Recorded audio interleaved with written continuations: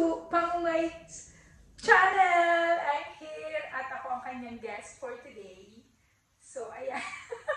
Dahil nagkita na naman po kami at magbabanding kami ngayon ng cooking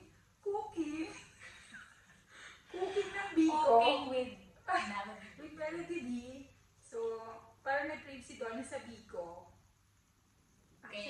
Actually, may nakita siya sa ano eh, di ba? Ano ba nakita ko? Sa YouTube. Parang may, sa IG pa gagayahin kaming version ng biko. Pero syempre, yung gagawin namin ngayon is version din naman namin. So, samahan niyo kami guys, kasi magluluto kami ng biko.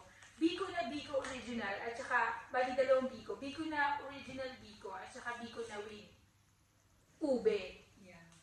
Yes! Like Otobongo. Yes! Excited na ako! See ya! Kasi natin ang bigas.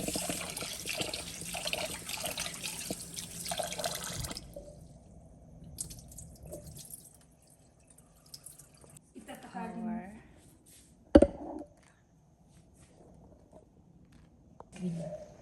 So, itatakalin natin siya kung ano muna tayo ng milk.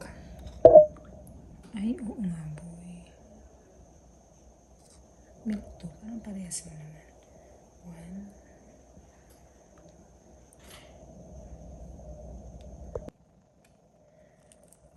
Mari nahihig na ano. Ayan. Basta yun naman ganun.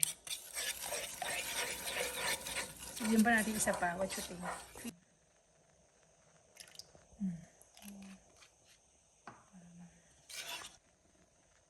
Hindi tatakpan. Hindi.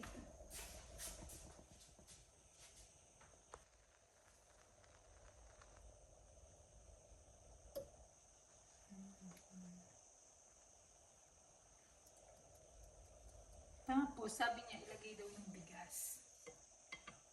Sabi ni Mudra. Ano? Pero feeling ko wala siyang lasa eh.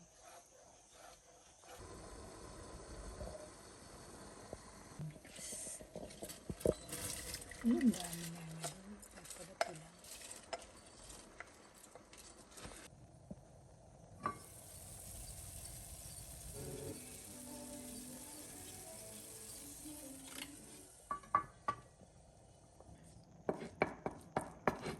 Ito na yon? Ito na yung kadami?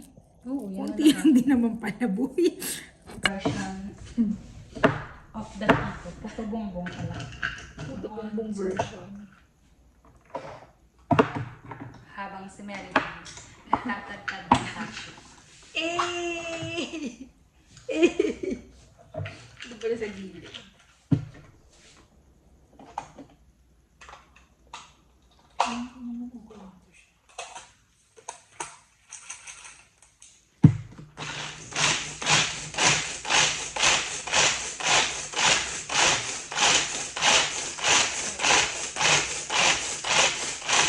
This is our version.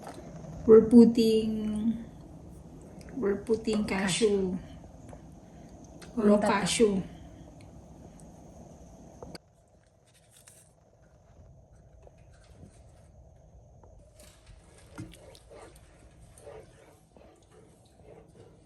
Sabi niyo pa, naglagay ng asin, hindi tayo naglagay. Ay, oo nga.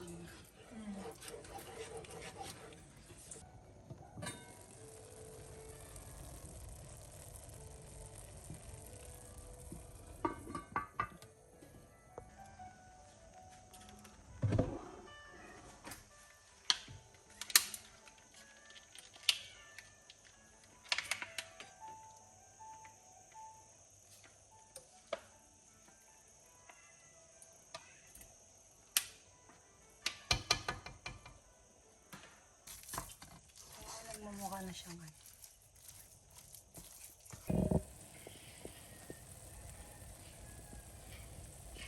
Hindi, mag ano ulit ako, dalawa naman sila. Yung isusunod ko niya, ay, Biko. So, hi guys. Ito na nga po. So, finished product na po yung ginagawa namin today. At napagtagumpayan namin ang dalawang version ng Biko. Meron kaming biko na original. Ayan. At saka, ito naman yung ginawa ni Donna. Yung biko with with halaya. Kaya naging kulay ube siya. Ay! And hi guys, good morning. So ngayon, I'm with Donna and I'm taking off